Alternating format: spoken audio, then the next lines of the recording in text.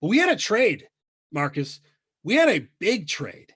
We got first-round picks. We've got massive contracts going. We've got Matthew Stafford going to the Rams. We've got Jared Goff going back to the Lions with a couple of first-round picks. I don't think the Rams are going to ever have a first-round pick ever again. Massive, massive trade. So let's start at the top. What were you doing? Because this dropped at an odd hour for football news to drop. Not that there's ever a good time for something like this to drop. When you hear that Matthew Stafford's going to the Rams, Jared Goff getting shipped to Detroit and that big old deal, what was your initial reaction to the haul that Detroit was getting and just the move as a whole?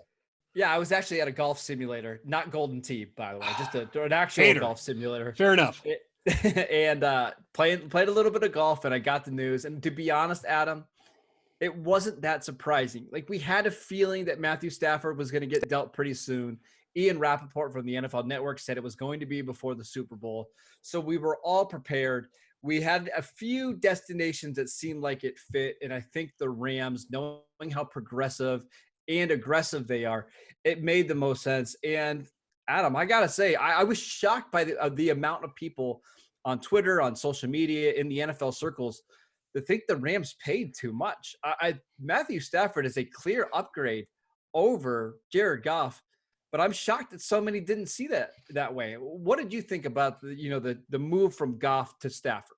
Well, to your point, the Rams odds go from 18-1 to 13-1.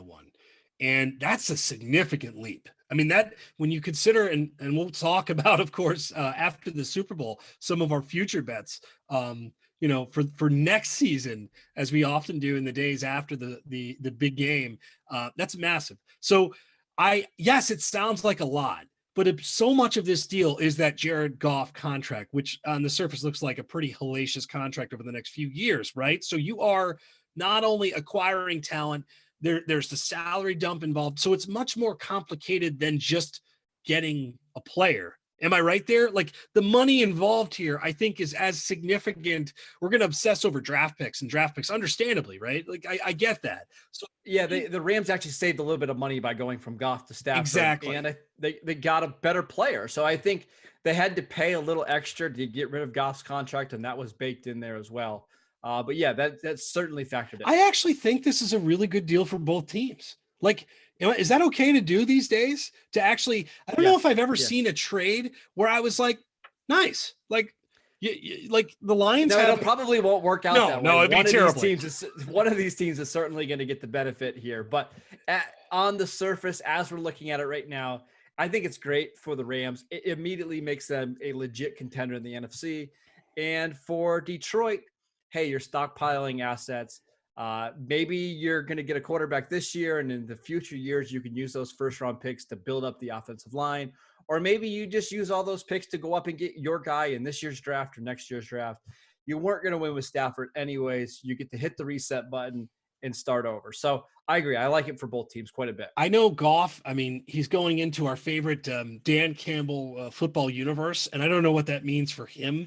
If it didn't work with Sean McVay, I'm not sure it's going to get a heck of a lot better. Can I set a hypothetical line here, since this is kind of a sports betting podcast? Yes, please do. If I say 17.5 games that Jared Goff starts for the Lions, would you take the over or the under? I'll take the over reluctantly. It's a good line. Really? Okay. Well, because they're in obviously on it this year, but who they're going to be drafting is probably going to be a developmental quarterback to a degree. I get, but if you're going to take a top 10, I don't know. Yeah, that's a really good line. You're going under then, obviously, for that. Probably because I think there's a chance that he's the starter this year, and maybe they gets benched. They flip him in 2022 or whatever.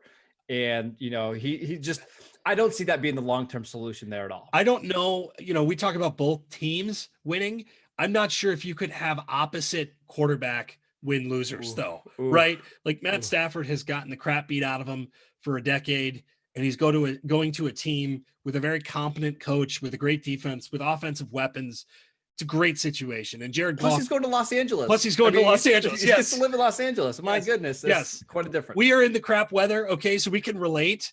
Like we know, but Jared Goff join us. And seriously, it's going to be like a high of 0 degrees on Super Bowl Sunday or something. So welcome.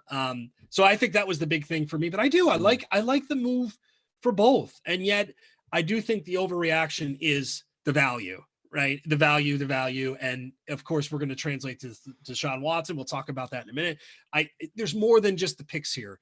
Huge dollars changing hands with really kind of throw the value out of whack. So the narrative of Deshaun Watson, what's it going to cost? Yeah, it's going to cost a lot.